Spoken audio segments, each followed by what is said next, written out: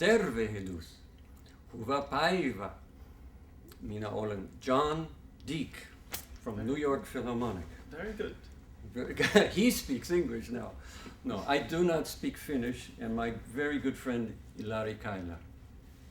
Tervehdys täältä New Yorkista. Me ollaan kummatkin säveltäjiä. John Deek on myös New York Philharmonic-nimisen orkesterin entinen basson äänenjohtaja.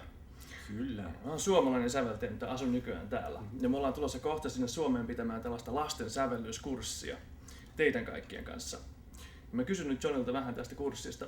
John, what kind of course are we having in Finland? We are going to bring out the creativity of young children and show how much fun it is and how brilliant children can create music for orchestral instruments. John sanoi, että tämän kurssin idea on, että me tullaan Suomeen ja lapset säveltää musiikkia orkesterisoittimille.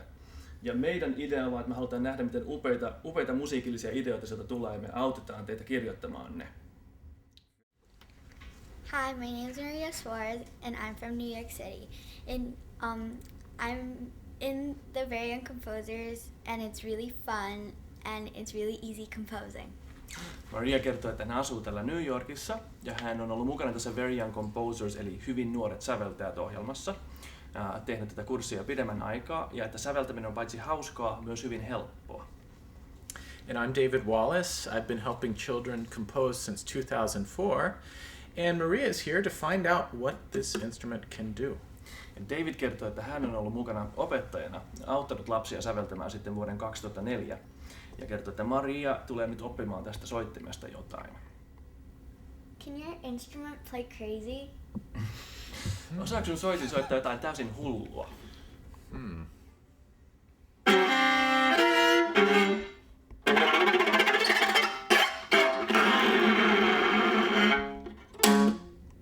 I guess so. Ilmeisesti. What's that? Mikä toi oli? A mute. Sordiino.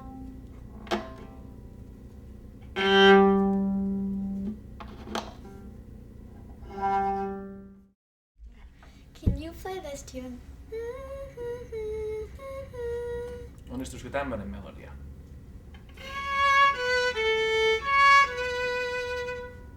Cool. I guess you can play on both pitches. What are those little like S things on your violin? Ja nämä S-muotoiset tässä viulussa oikein on. Can you put your hands over both of them? Sure. Oops. A little better job. Like that. And take them away. That's the like sound going out. Can you imitate a dog?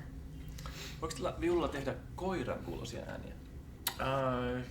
Can you show me? There's many different sounds a dog can make. Like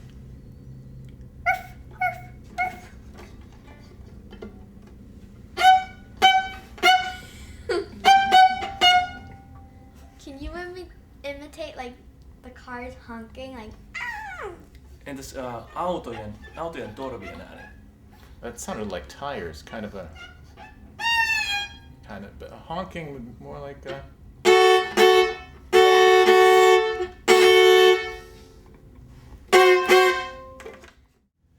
And I can also make different sounds with the bow. I can play very smooth. I can also bounce it. Get short sounds. I can play more than one note at a time, so that there's harmony. And can play very wide range from very low notes to very high notes. Seuraava instrumentalisti on Kyle Zerna, joka on New York Philharmonicin perkussionisti. Please. how do you keep the instrument from like not going to squeaky sounds or things like that? Maria kysyy, että miten tällä soittimella voi soittaa niin, että se ei pidä semmoisia vikiseviä ääniä. Well, there's many different sounds you can make on this drum. This drum is actually called a djembe. Tämä rumpu on djembe ja sillä voi tehdä monenlaisia erilaisia ääniä. And this drum, the djembe, comes from Africa, and there are some basic sounds I can show you. Djembe on kotoisin Afrikasta ja Kyle näyttää meille jotain semmoisia perusääniä, mitä sillä saa aikaan. So there's something called a bass tone, where you hit it in the center like this. You get a really deep sound. There's an open tone, which you hit on the side like this, and this is the normal sound that the djembe makes. Tavallisin ääni, mitä djembellä tehdään. And then there's something called a slap, which is probably the loudest sound on the djembe, and it sounds kind of like this. Läppäsy. And when you put all these sounds together, you can create certain rhythms. Se voi yhdistellä rytmeissä. This.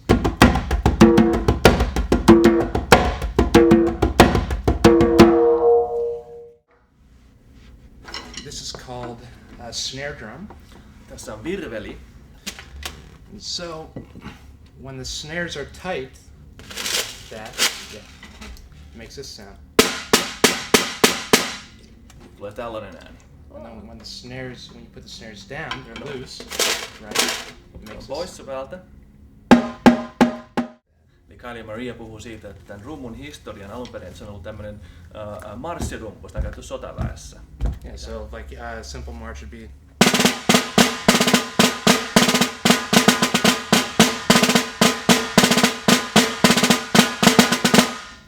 And you can, soldiers can easily march to that. Yeah, exactly. Tämähän on helppo marssia.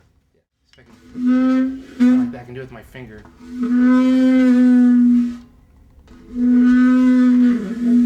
Kyle näyttää, miten tämä virveli voi saada laulamaan tällä tavalla, sitä hieroo sormen päällä tai vaikka superpallolla. It's pretty simple instrument. So Does that have the snares on or the snares this is off it or with the not? snares off. Nyt se aretaan poissa päältä. So how about you turn the snares on for me? Nyt Maria laittaa snaret takas päälle. Much Yeah, different, huh?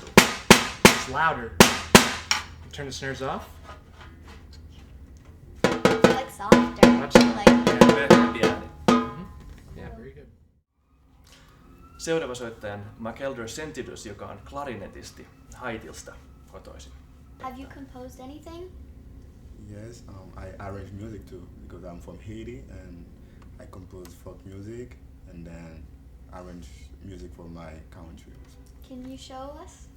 McElder siis kertoo, että hän on säveltänyt musiikkia, joka perustuu haitilaiseen kansanmusiikkiin, ja Maria pyysi, että saataisiin me kuulla sitä vähän.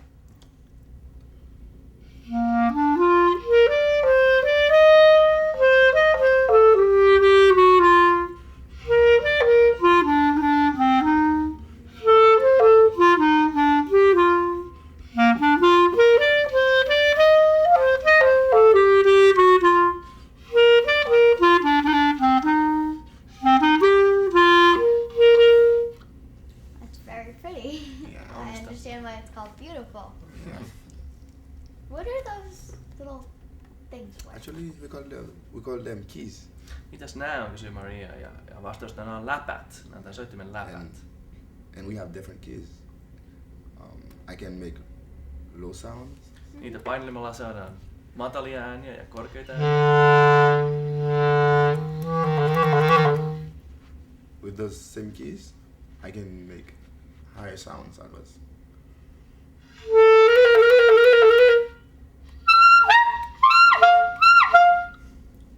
Cool. Makeeta. I have a question for you. Can you play like a rhythm like? Se oli matala. Cool. And this is the medium. Keskirekisteri. And cleon or clarino. Tää on niin sanottu klarinorekisteri. And the last one, this is the top or altissimo. Klarinetin kaikkein I korkein can see it rekisteri. has a lot of registers. Tosi iso rekisteri, sanoo Maria. Can your instrument play crazy or is like a romantic instrument? Maria kysyy oikein hyvän kysymyksen, että voiko klarinetilla soittaa jotain täysin hullua vai onko se vain tämmöistä niin kaunista, pehmeitä, romanttista musiikkia? I can play with my throat and make funny sound. Kurkulla ja kielellä saa kaiken näköisiä hulluja ääniä aikaa.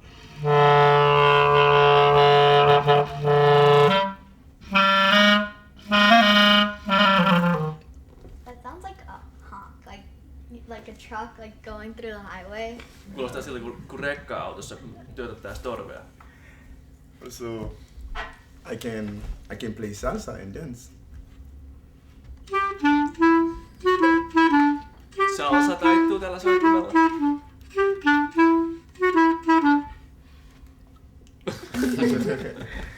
Okay. Can you play like jazz music for us?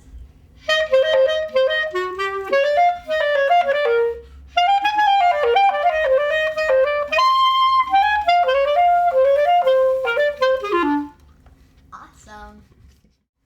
Hi, we would like to introduce my very dear colleague Bill Gord, who is a storyteller. Bill Gord, joka nyt esitellään, on tarinankertoja ja mukana myös Very Young Composers, eli tässä hyvin nuoret säveltäjät ohjelmassa.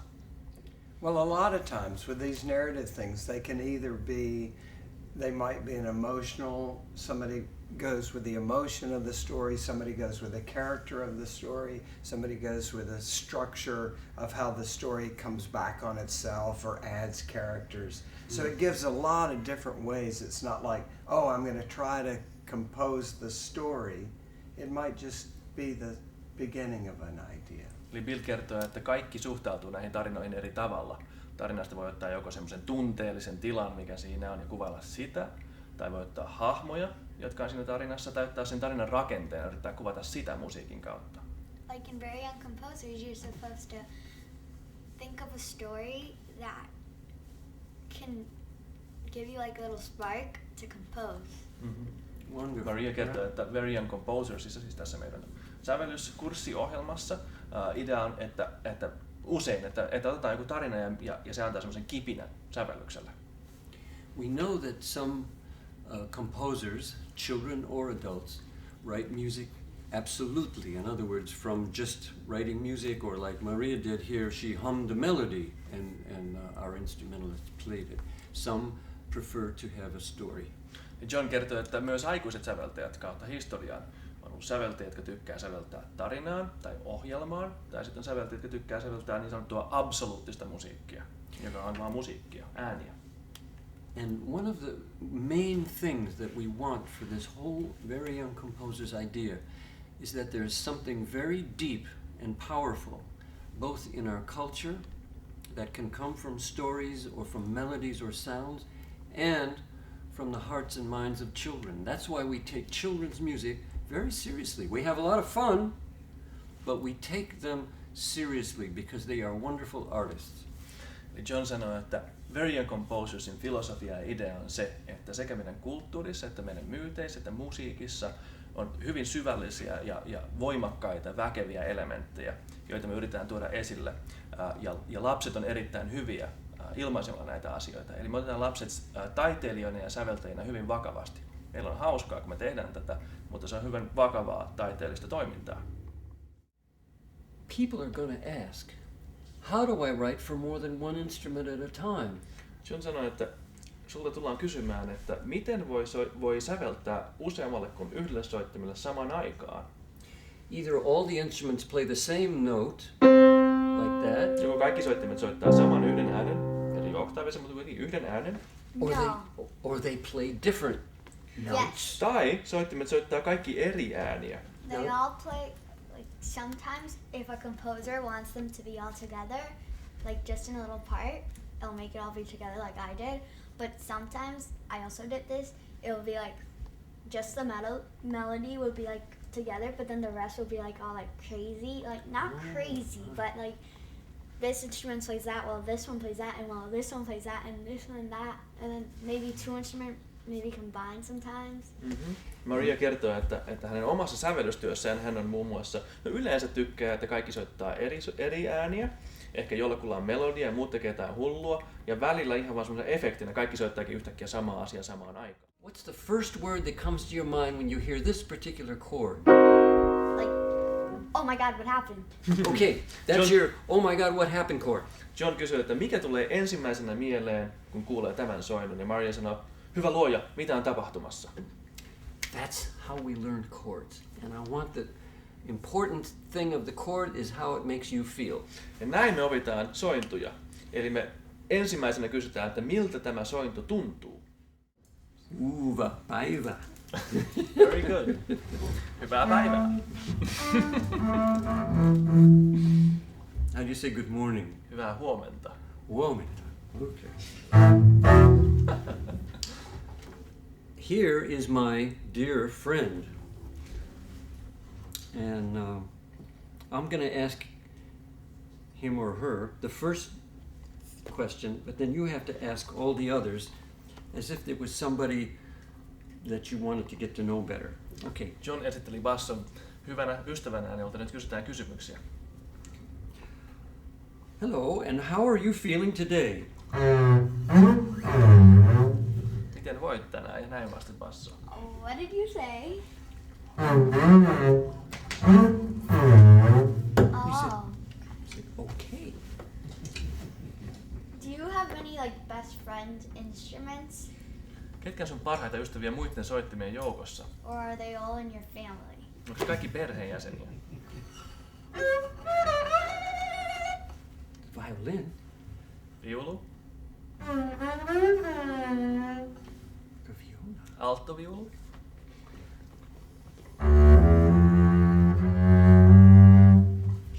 Cello. Oh, isn't that like very heavy? Come here. Pick it up. Kuinka raskas tää on? Come behind it. Put your hands here and lift it up.